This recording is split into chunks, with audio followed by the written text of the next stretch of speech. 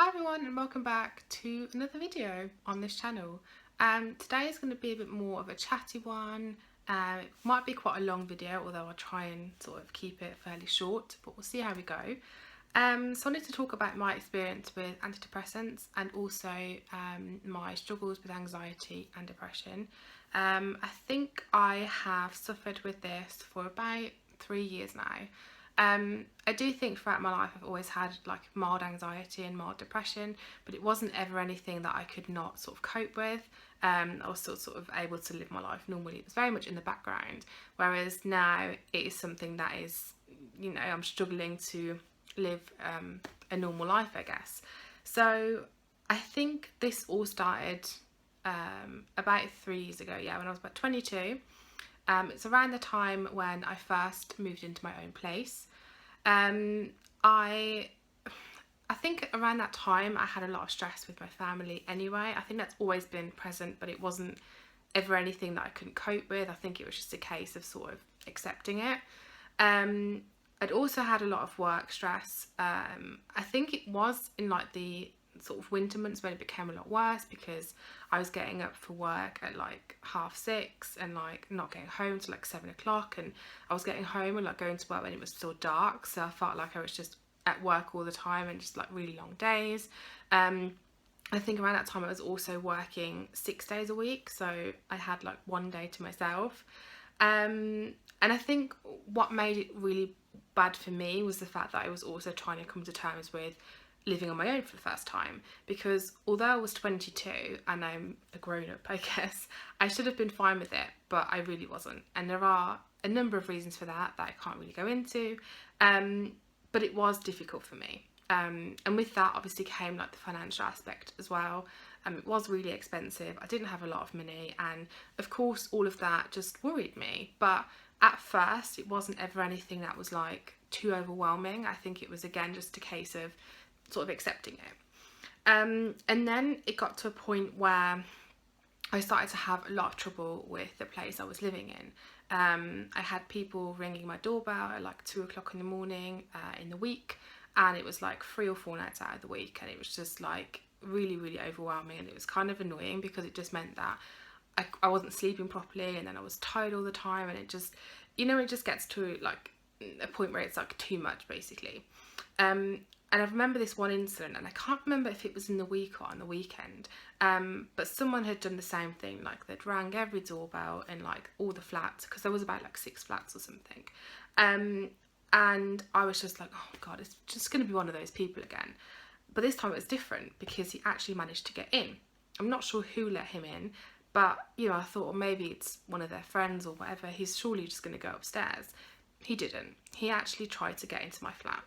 Now, I didn't really know what to do. I was just like, oh my God, like seriously, like this person, like, because I kept looking for the little thing and trying to see who it was. And he seemed to be like drunk. I was like, oh my God, I don't know what to do. And like, he keeps trying to come in, and like, he doesn't live here, like seriously. And like, I don't know why I didn't call the police or anything. I think I was in so much like, I was so like panicked by the whole thing. I was like, I don't know what to do. So it didn't last very long. I think he stayed for about 3 minutes, and then he like left and didn't really bother me anymore. But that incident, I think, stayed with me quite a bit, because I'd already felt like really uneasy and uncomfortable in the flat. But I think that was even worse for me, because it just meant that like someone had tried to get into my flat, and it just made me feel like really unsafe basically. So I remember texting my mum and being like, I can't cope with this, like this is too much for me, I don't know what to do, and like I'm just not coping very well. And I think like there was also the added pressure from like bills coming in that I couldn't pay for, and I was just like, I don't know what to do, like I just felt so overwhelmed.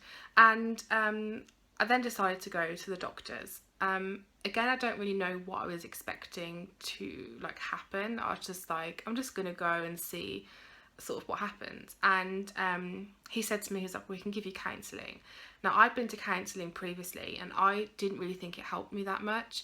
The reason being that I sort of, every session that I went to, I left feeling like worse about the whole situation, because things were brought up that I was annoyed about or was upset about that I couldn't really change, and that they couldn't change either. So it was like, all of this brought back up, and I just left feeling like I feel worse, and I feel like I've not really, I don't know, I feel like a weight hasn't been lifted off my shoulders because now I'm aware of that situation again, if you get what I mean. But I said I'll try it anyway and see what happens. So I think I left it a couple of days and I still felt really bad and I didn't really know what to do. So I thought, I'm just going to go back to the doctors, and again, I don't know what I was expecting, but I thought I'll see what they can do. I don't know. So I went back, and I think each of the times I was just sitting there like crying because I was like, I don't know who to talk to. I don't know what to do, and I feel like I'm doing everyone's head in, and I just don't know. And he was like, we'll do a test and we'll see like how anxious and how depressed you are. And I was like, okay then. So I took this test, and there was like simple questions like, how worried are you about certain situations?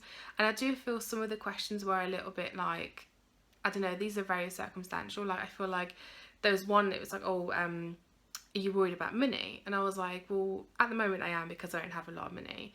But had you asked me when I had like I was okay with money, then my answer would be like no. So I don't know how you could judge that. But anyway, he said to me, he was like, you've scored high on both anxiety and depression, and I think we're gonna have to give you antidepressants. And I was like, okay, like I don't really want that.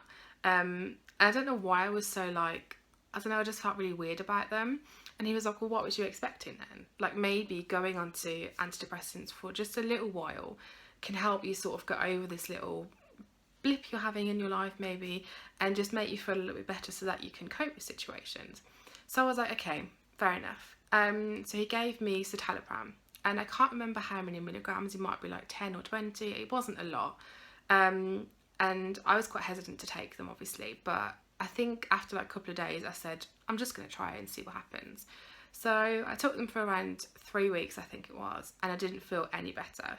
And by this time I'd started to not be, I wasn't going to work basically, I was signed off.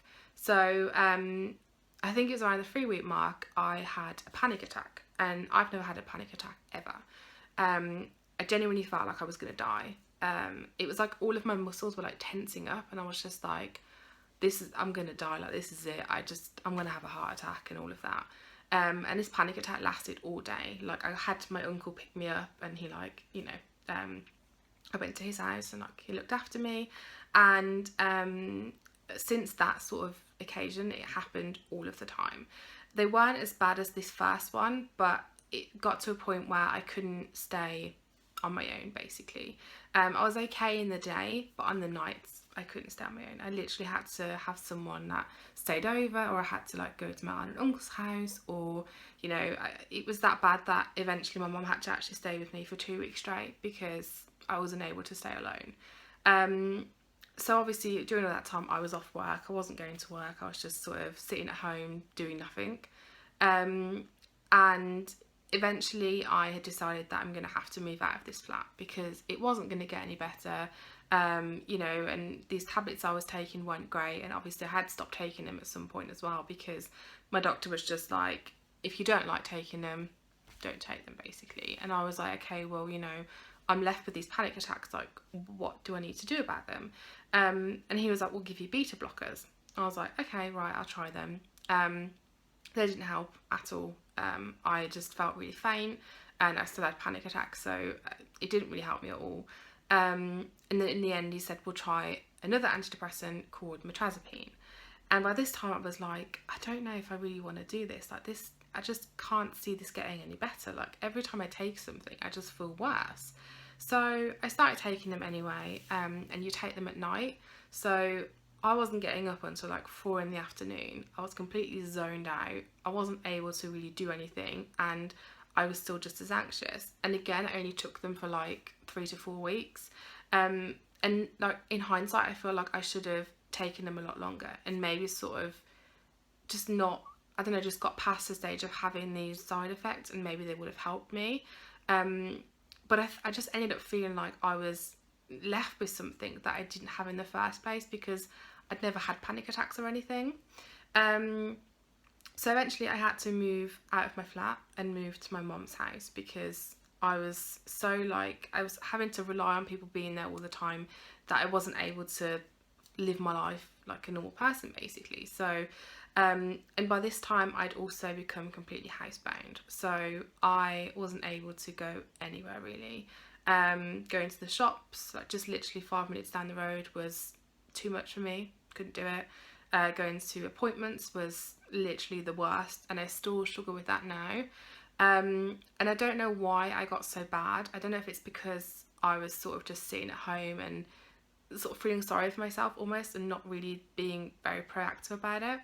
And I also felt like I had a lot of pressure as well. And this again sounds really stupid because I think people were just trying to help me. But whenever I couldn't do something, or I like failed to go somewhere, it was kind of like, oh Yasmin, like, why can't you do it? Like, come on, like, it's not that bad. Like, you'll be fine, blah blah. And I just saw that as, you know what? Every time I go and do something, I won't be able to do it, so I might as well not do it. So in that time, I had also started counselling that my mum had paid for, because I was still waiting for counselling on the NHS. And I'd also gone to a hypnotherapy session, which sort of helped me, but nothing was really doing the trick. Nothing was really sort of helping me to be normal again, I guess. And the environment that I was living in, like at my mum's, wasn't that great either. So I feel like that didn't really help me, because it just, I don't know, it wasn't the best place to live in, basically. So in the end, I decided that I was going to have to move to Germany. There was no other way. I needed to sort of just have a change of scenery maybe, and also be under like a healthcare system that is meant to be a lot better, basically. So I moved here, and I've been here for about a year now, just over a year. And although I'd love to say that I'm like completely normal now and I'm fine and whatever, I'm definitely not. But I've made a lot of progress. I can leave the house again now. I go shopping on my own. I've been to town and all of that stuff, and I'm getting closer to sort of feeling a lot better in comparison to what I was like maybe a year or two ago. But it is something I really, really still struggle with, especially appointments and like situations where I have to be somewhere are like really, really hard for me. And yeah, I feel like that's sort of everything up to now. Like, you know, obviously I know that I can get better, and I know that it'll probably take me a while. And it is weird for me to sort of think back at like what I was like 6 years ago, where I didn't have a problem. I could just go to the shop, I could just go into town, and I could do things without having to worry about stuff. And it's so weird to find myself in a situation where it's like I can't do those things and just be normal again, I guess. So yeah, and I think one thing I've learned from this whole thing is that the most important thing is to just literally think about yourself and what you need to do, and do stuff at your own pace rather than listening to everyone else. Because although I know my family are trying to help me and trying to be there for me, I feel like sometimes it's like I always felt like I was letting everyone down. So if I couldn't do something, or I couldn't go to an appointment, I'd be like, oh my god, I'm letting everyone down and everyone's going to be annoyed at me and all of that. And having that mindset really wasn't helping me. And I found that sort of just, I don't know, just looking after myself and being like, you know what, if you can't do it, you can't do it. You'll just try another day. Don't beat yourself up about it. Has been like the most important thing for me. But yeah, again, I am still very much struggling with it, and I'm trying to find a good therapy space that can help me. And that's it for now. There is going to be a few more videos as sort of like things get better, hopefully, and maybe I'll talk about some therapy sessions that I've been to. And obviously as time goes on, I'll be able to say like how I've managed to cope with this better, so that it's something that's not going to control my life as much as it is now. And yeah, that's it. And maybe, I don't know, you've gone through similar things, you know, if you want to talk about it, feel free to talk about it. You can share experiences and feelings and all of that. And I hope this hasn't been too boring. And yeah, that's it for now. So hopefully I'll see you in my next video. Bye!